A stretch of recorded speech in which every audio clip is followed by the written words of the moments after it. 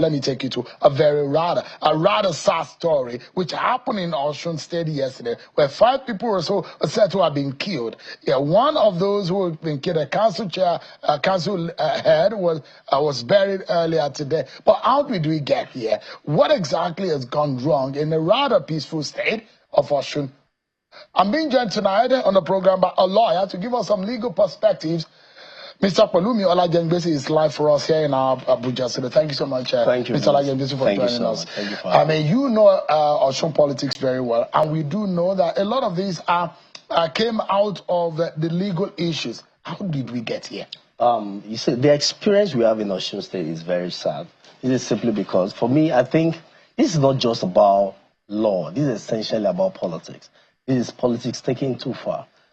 This is a solid experience that the people are seeing in Osun State. Osun State is not like this before, but when you have politicians who have uncontrollable appetite for power, you begin to have this kind of experiences. The position of law is very clear as to the matter of Osun State. So I do not believe that anyone in the state should be causing such kind of crisis. If you look at the antecedent of the current governor of Osun State, you can never have any record of violence or anything that has to do with violence since he commenced his administration. The state has been very peaceful, and the people of Osun State are happy about the government. But painfully, because of how politicians react to issues, when you have legal matters, you address them in line with law. What are the legal issues in Osun State? What is the question about the local government council? It is actually straightforward. The position of the law cannot be controverted. The position of the law is clear. In Osun State in 2022, the then government hurriedly put up a local government election and conducted the election. However, the PDP, in line with the law, approached the Federal High Court in Osogbo, and the election was challenged. The APP as well, Action People's Party, challenged that election. And the Federal High Court in Osun State nullified that election and sacked all the local government council. This was not just about the decision from the matter raised by the PDP. It was also a decision from the APP matter. And the APC approached the Court of Appeal, which is the right thing to do. The Court of Appeal heard the matters. The Court of Appeal held the PDP matters and also heard the matter of APP. In the APP matter, the Court of Appeal dismissed the appeal of the APC. So it means that the judgment given at the Federal High Court is still subsisting. And that judgment is in rem. That judgment affects all political parties in Osun State, and that's the current state of affairs. If you look at the matter, the matter of the Court of Appeal raised by the PDP, raised by APC, challenging the decision of the court as per the PDP matter, the Court of Appeal considered the matter. 4 issues were raised, and the Court of Appeal thought that the first and the second issue, which essentially is about procedure and the processes of conducting, of initiating the matter before the Federal Court. The Court of Appeal took a decision, and after taking the decision, the Court of Appeal concluded that the third and the fourth issues are mere academic issues because there's no reason to go into the matter again. And the Court of Appeal nullified the decision of the Federal Court as per the PDP. Now, if that matter has been nullified, the decision of the Court of Appeal as per the APP still remains and is still valid. So let me jump in quickly. Now, you look at it, the question is, there are those who will say, the witch cried in the night and the child dies in the morning. This is a very popular say in Yoruba land. The governor came out the night before, or the day before on Sunday, that there is going to be mayhem. And there are those who will say, where did the governor get that information from? And there are those of the APC. Senator Basiru Ajibala was here yesterday and he said, look, the governor is the instigator-in-chief of a crisis that is happening. That is not correct. You see, the governor is the chief security officer of the state. The governor has information. People give reports. Security agencies give reports to the governor. The governor got information that there will be security crisis, security breach in the state. And as a governor who understands the rule of law, he alarmed and informed the general public that some individuals who are desperate about having political power are about to create crisis as it affects social issues. And he has done the right thing. Look, in a proper democracy where federalism is truly practiced, the governor has the right to give instruction to the chief, as the chief security officer of the state, to the security agencies on what to be done. But a lot of APC leaders were killed. And their names were mentioned right here on the program yesterday. One of them was buried earlier today. So the question is that how can a governor be seated and that is happening?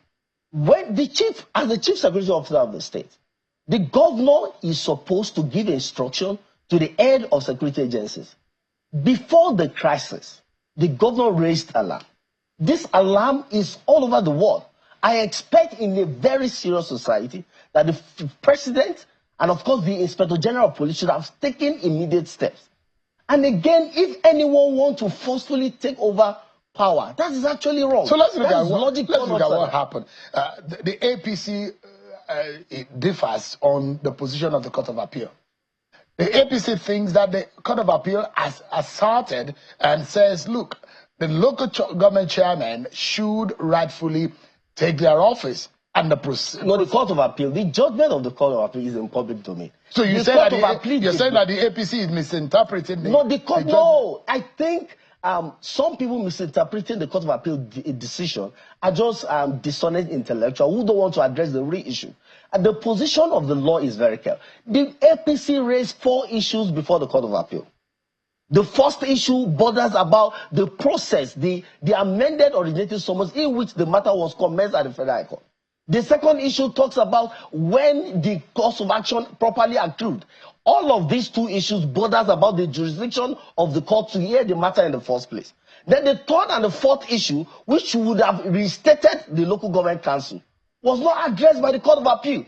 The Court of Appeal merely concluded, having addressed that the Federal High Court in the first place lacks jurisdiction to entertain the PDP's matter, that it is now academic to treat other matters. And now let me tell you, if there is a judgment of the APP already given by the Federal High Court, and it was appealed at the Court of Appeal, and the Court of Appeal in its own wisdom dismissed the appeal, it means that the judgment that is subsisting today is the judgment of the Federal High Court in the APP matter. And so the APC themselves and everybody, every political party is duty bound to comply with the law.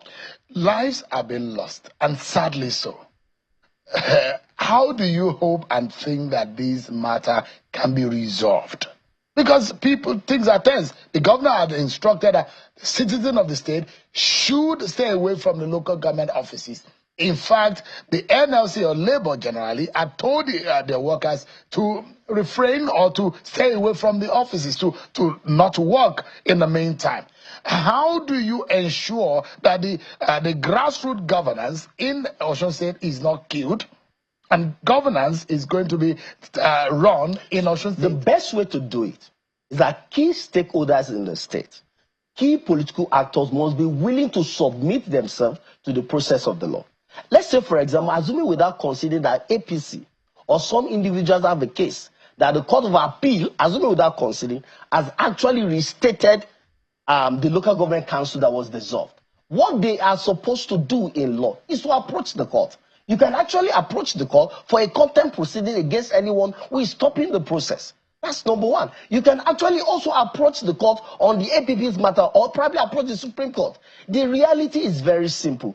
When people deliberately take steps to subjugate the process of law, there will be anarchy. And that is exactly what Mr. Governor has tried to avoid. So I think the governor should be commended for such effort. I am glad to hear that there are major steps going on right now to ensure that there is peace and stability. But you see, the challenge the governor may be facing right now is the fact that the governor don't appoint the commissioner of police. The governor don't appoint the head of security agencies in the state.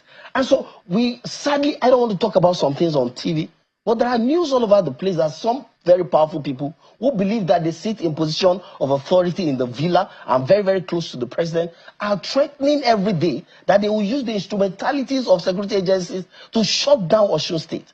This is not even about PDP or APC. It is about the people of Osun State. For me, I do not see an issue as per the issue of law, because the law is actually very clear. And in a society where there is confusion as per a particular position of the law, there are steps that can be taken. Thank you so much, Mr. Peluma Lagengbese, a lawyer who is also an interested party in the Osun case. Thank you so much indeed. Thank you very much. I appreciate it.